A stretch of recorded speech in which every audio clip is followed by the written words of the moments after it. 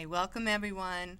Welcome to the Intuitive Millionaire Coach Show. My name is Ann Deidre, and this is my husband, Dean. Hello, everyone. So I'm waiting for my caller to call in. She usually calls in by now, so I don't know if she's having some difficulty. I haven't heard from her today, so I'm assuming that she will be able to call in. But like I said, she would normally call in by now for those of you who watch the show.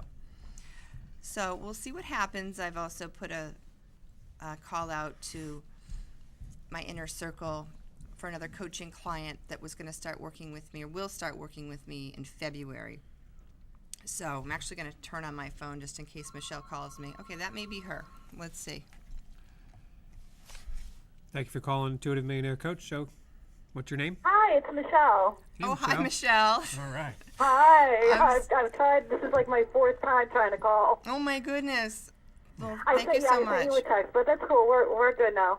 I hadn't heard from you, and I was just saying, I was pretty sure that what happened, well, we'll talk about it later, but you got through, Okay. so that's the important thing. Yeah. And so how has your week been? We had such a good time last week. I hope you had a good as time as we did.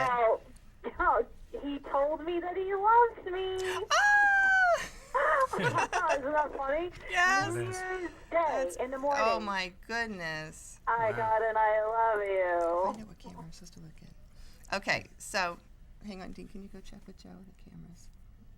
Can you hear me okay? Yes. I was just talking to Dean for a second. Check We what? wanted to check. Okay. I'm not sure which of the cameras I need to look for. You need to look at close the up. left one. Okay. A little technical issue here, live on the air. Oh, my goodness, Michelle. That is so fantastic. Okay, so last week, now isn't that wonderful how the universe delivered the intention that we know. set? And so if you want to share with us, I would love to hear how it all turned out. And you didn't give any hint or anything like that? Just, it was, What's that? you didn't give any hints that, you didn't have to have any kind of conversation about how No, you like to hear I not love at all. you? Or Not at all. No, and the whole, he took me away for New Year's Eve. Oh, my gosh. We went to Nestle Nook Farms. It's like this amazing, beautiful resort in New Hampshire, and there's I was blown away. It's like Wow. this huge, farm type of place, and it's like a winter wonderland. They had Wow. we got there and when it was dark out, so there were like Christmas lights lit up everywhere, and there's like a huge pond and this little bridge over the pond, and it was all lit up, and that people were ice skating on it, and there were sleigh rides, and there were bonfires and hot chocolate, and it was really amazing. That's romantic. I Seriously. know. So he took me there for New Year's Eve, and we had a really nice dinner, and then on New Year's Day in the morning, we were in bed, and he said, "I love you," and I said, because I'm partially deaf in my right ear. So I wasn't Can you say that sure. again? I said, what? And he said it again, and I said, what? He had to say it 3 Oh, times. I love it. So it's good. But now, There's are you always. ready for this? Yes, I'm ready. I'm holding on. Get rid of it. Well, I'm seeing a side of him that I don't like. Okay. And I'm not surprised. Right, of Yeah. course, right. So there's a side. I saw it before, but we've been together pretty much every day since Christmas. So it's like I've been living there. So last night I went home, but it just seems like I just saw the side more, and it's like he has this condescending side of him. Like he can't. He has he can't stand like people that are dumb, and he right. like he doesn't like young girls. Like he doesn't like immaturity. And so I don't know. It's just sometimes he just can be kind of condescending, like with his tone. And I understand that everyone has a side that you're not gonna like, but I'm just concerned with Right. how often the side is going to come out, and when the magic wears off, Is it going to be aimed at you you? know, am I going to only see that side? And if so, then I don't think I'm going to like him. Right. Okay. I can tune in on that for you. Let me go ahead and say my prayer. So anything I say that needs to come from the higher realms, I'm able to do. So I'm going to go ahead and call in your higher divine self, my higher divine self.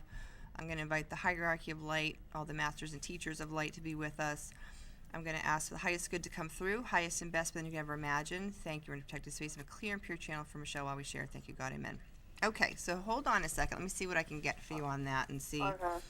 how much of an issue this is or isn't. Well, I know it already is, but I'll get some more information. Let me see. And just to let everybody know, I'd like to remind people that haven't watched the show before, or for those of you that have, that when I tune in for information, psychic or intuitive, whatever you want to call it, when I'm asked to receive information to help people, I will close my eyes and I will get information. I usually hear it, and it's different. It's feeling it, knowing it, hearing it. Clairvoyance is seeing things, and they'll give me like a math formula. The guides will show me ways to describe and articulate for my clients information that's going to be helpful for their life. Okay, so let's see what I can find out for you.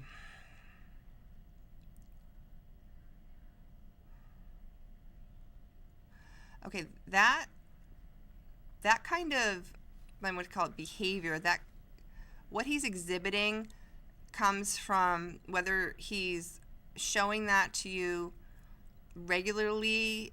It stems from a type of inferiority complex. You understand? Right, I thought, yeah. Okay. So I can see what else I can get from that, but understand that anybody that has the need to put other people down have had a brush with insecurity. And it's that interesting that when we did your numerology and your numbers, that insecurity had come up for you.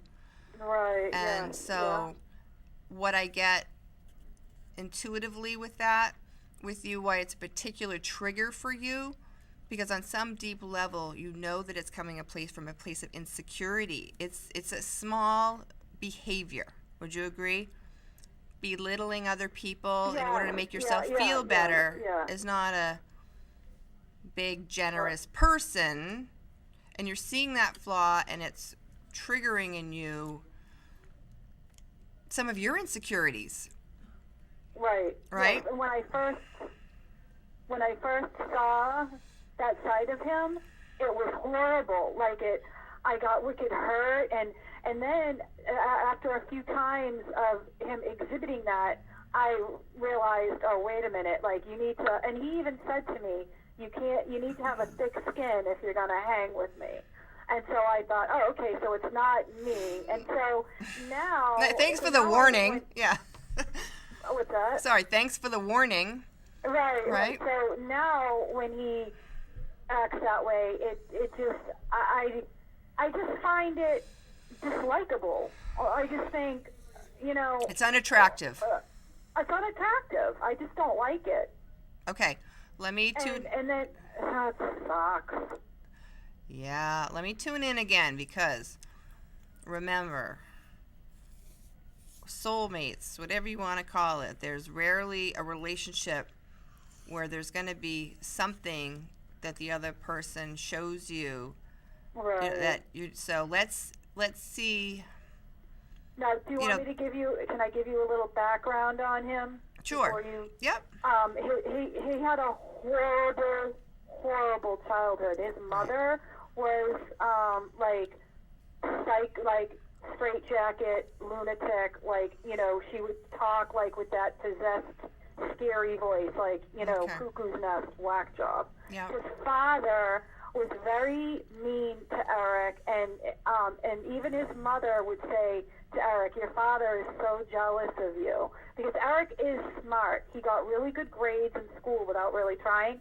But he lived in their shed when he was 14. I mean, his father was, and Eric, one day, he got a motorcycle kit, and it took him a couple of months to, he built a motorcycle when he was a kid. And his father was standing there when Eric was trying, to see if it was going to work, and when it had actually worked, his father had a disappointed look, it bothered his father. And when his father died, Eric told me that Eric was there for him and helped take care of him. And his father said to him, "Why are you doing this? I don't deserve your kindness. I was horrible to you." And Eric was, Eric was crying and saying, "All I wanted was for you to be proud of me." Yeah. So, Okay. I mean, so Eric and I have very, identical issues with our fathers. Yep. So, we do understand each other's wounds, but, Okay. it just I think we're shocking going to me that he, I think we're going to be able to work on this one. Okay? okay, Because Okay. this is one area that I wanted to talk to you about, if it comes up today, is the Communication Wealth Center. Just for anybody at home yeah. that's watching, there are 7 spiritual centers within our physical bodies that store information. And when I work with clients, I'm like a psychic detective. I'm able to help extract something maybe a 5th grade teacher said that you never really got over, and then I'm able to see it, tell you about it, and then we look at it as an adult, and suddenly it doesn't have nearly as much power as this thing that's been running you for 40 years, right? So the Right. feeling that a couple things are coming to me already before I even tune in or anything like that, Michelle, and that is, there's actually a new book that I'm on a bunch of email lists from best-selling authors, and Ariel Ford is a best-selling author on soulmate relationships. She's a Hay House author. She's got this new book that I've seen people promoting today, and it's an interesting concept for a relationship book. It's something about the wabi-sabi, something. I don't know what the title means, but when I saw what the book was about, basically she's married to her soulmate, and the book discusses exactly what you're going through, how to turn the person that you're with, your partner's biggest flaw, into something that you celebrate and can work through. So I can just take a minute and get that book title for you by the end of the show. Okay. Another thing I get with you, though, is, and it's been kind of a theme that we've been working on for a few weeks, is to know that you have the ability to communicate your needs and wants. And going back to a few weeks ago when you thought it was going to be a huge problem that he wouldn't take you out to dinner, and we talked about Right. it, and you communicated it, and suddenly you're being wined and dined just like you dreamed of, right?